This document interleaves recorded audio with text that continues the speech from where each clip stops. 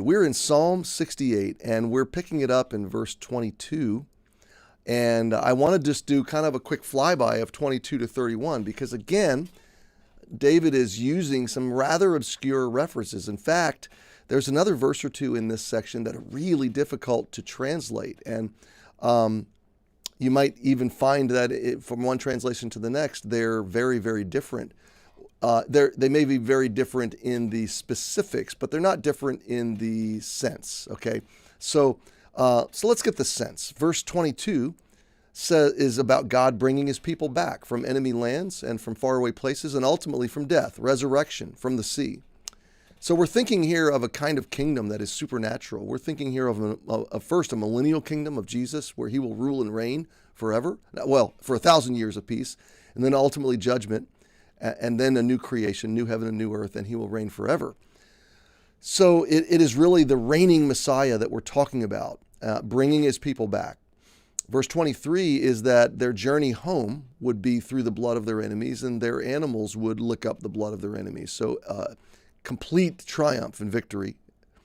Verse 24 is the witness of God's exploits, his goings, his doings, his victories, and then the celebration of those victories in the sanctuary. So verse 25, verse 26 is the public celebrations, the feasts, the parades, the worship services, the eternity we will spend celebrating the triumph of Jesus. So the singers, the players, the instruments, the damsels playing with timbrels, blessing God in the congregation, throngs of people singing to his name like we do on Sundays as a foreshadowing of this.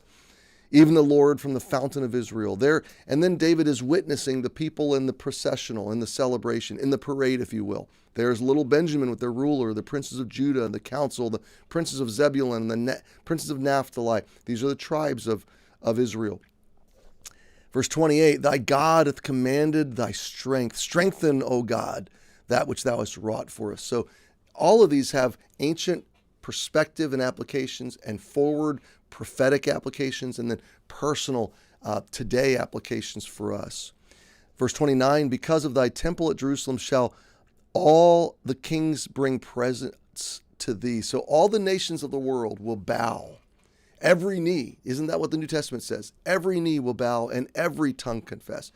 King of kings, every king will bow at the temple at Jerusalem, and everybody will be brought before God to give an account, to bring gifts, to admit, to fall before him, to admit to his supremacy. Verse 30, even by force, rebuke the company of spearmen, the multitude of the bulls with the calves of the people. So this is where it gets real obscure and translators really struggle. So the literal sense is a company, a group of spearmen, spearmen, okay, could also reference, now this is going to sound really like what, okay? Company of spearmen could be a company of spearmen. It could also be a group of wild animals that live in reeds, spears, okay, reeds. That's therefore the reference to bulls and calves.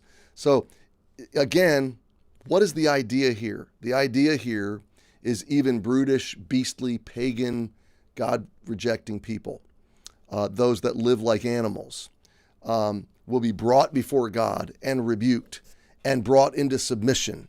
And till everyone submit himself with pieces of silver, they pay tribute. Okay, even the rebels will be brought before God and will show tribute to Jesus. Scatter thou the people that delight in war. Princes shall come out of Egypt. Ethiopia shall soon stretch out her hands unto God. Okay, so a lot of obscure conceptuality there. But let's pull out of it and let's take a look at the big picture, because this is a powerful section, 22 to 31. God is on the move. He is on the move today in 2021. We're right on schedule. His eternal kingdom is being prepared. First, in hearts. Jesus said, I go to prepare a place for you. So second, literally, physically, Jesus is preparing his reign and his ultimate eternal kingdom. It is in the works.